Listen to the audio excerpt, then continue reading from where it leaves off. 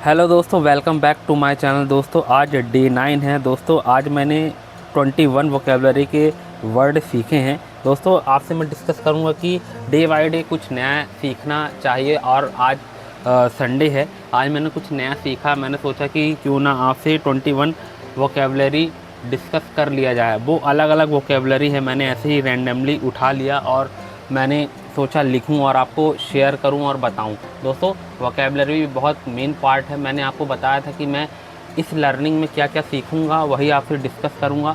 और आज दोस्तों मैंने एक, आपने जाना होगा वंडर गर्ल ऑफ इंडिया का नाम तो सुना ही होगा, जानवी पवार।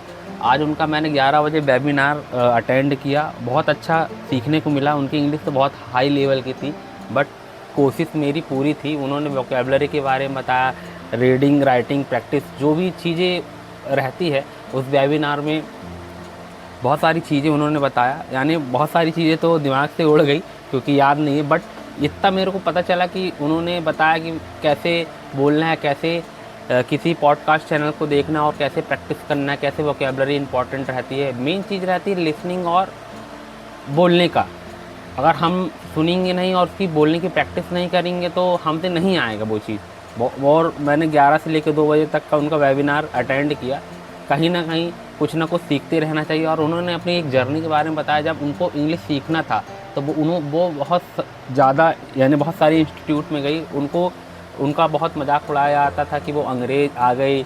उन्होंने ये सारी चीज़ें बताया, अंग्रेज़ आ गई और कहाँ से आ गई, ऐसा वैसा, अब इंग्लिश झाड़ेगी। बट उन्होंने हार नहीं मानी और वो दिल्ली में रहती थी। कहने को मतलब दिल्ली उनके घर के पास दिल्ली उनके घर के पास में है। और वो रेड फोर्ट में जाके इंग्लिश वगैरह बोलती थी। यानी जो फॉरेनर लोग रहते थे, विदेशी लोग रहते थे, उनसे इंग्लिश एक्सेंट में बात करती थी। तो यानी उनकी जो इंग्लिश इम्प्रूव हुई है वहीं से हुई है। और वो आज भी इंग्लिश को सुधारने के लिए, इंग्लिश को इम्प्रूव करने के लिए डेली क्लासेस लेती हैं। और अब तो वो बहुत हाई लेवल की इंग्लिश सिखाती हैं। दोस्तों मैं तो अभी बिगिनर हूँ, मैं तो छोटे लेवल पे सिखा रहा हूँ। मैंने आज उनका वेबिनार अटेंड किया। मात्र 49 या 47 रुपीज़ लगे हुए, बट वहाँ सीखने को बहुत कुछ मिला। ये है कि एक आइडिया हो जाता है दोस्तों। और आज मैं यही बोलूँगा कि जैसा भी है तैसा भी। उन्होंने एक चीज़ और बोला कि ऐसा नहीं है कि आपसे इंग्लिश बने तभी आप हर चीज़ को परफेक्ट बोले। आप कोई भी चीज़ को एक वीडियो फॉर्म में रिकॉर्ड कर सकते हैं। और वीडियो फॉर्म में रिकॉर्ड करने से क्या रहता है, एक हेजिटेशन, एक डर ख़त्म होता है और अपनी जो भी मिस्टेक्स रहती हैं वो पता चल जाती है। दोस्तों चलिए मैं भी उसी सीरीज़ को लेके चलता हूँ। सीरीज़ का मतलब ये है कि जो सीख रहा हूँ वही सिखा रहा हूँ। और आई होप, मैं एक टीचर नहीं हूँ, मैं एक बिगनर हूँ। वीडियो पसंद आए तो वीडियो को ज़्यादा से ज़्यादा लाइक, शेयर और सब्सक्राइब करना ना भूलें। चलिए दोस्तों, आज मैं आपको बताऊँगा कि मैंने क्या 20 वर्ड वोकेबलरी सीखा। यहाँ पर देखेंगे लुक्ड आफ्टर। लुक्ड आफ्टर का मतलब क्या होता है, देखभाल करना। तो क्या है, देखभाल करना। नीस, नीस का मतलब पता है ना, भतीजी या भांजी होती है। भाई जब कोई चाचा बन जाता है तो बोलता है यार इसमें भतीजी है या और कोई भांजी है। ये सारी चीज़ आती है ना, उसको नीस बोलते हैं। और लकी, लकी यानी क्या होता है, किस्मत वाला। कहते हैं ना कई कई लोग, भैया इनकी ये बहुत लकी लड़का है, इसकी किस्मत चल रही है। भैया मेरी नहीं है, मेरी भी नहीं चल रही है ना। बीमिंग यानी बहुत खुश होना।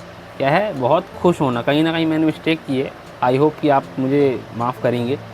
और कहीं ना कहीं प्रोनाउंसिएशन में मिस्टेक हो जाए तो दोस्तों मुझे माफ़ कर दीजिएगा, बस यही बोलना चाहता हूँ।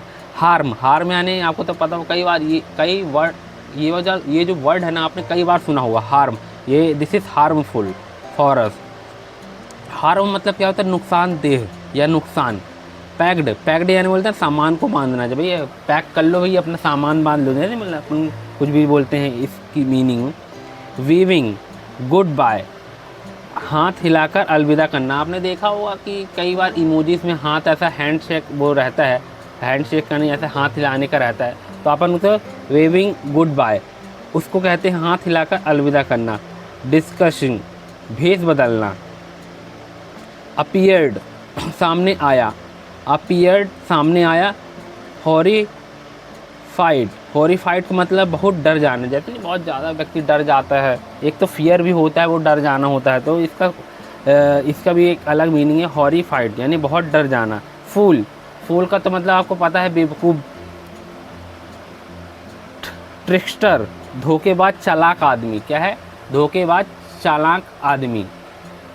और डीफ, DEAF, डीफ, डीफ यानी बहरा जो सुन नहीं सकता।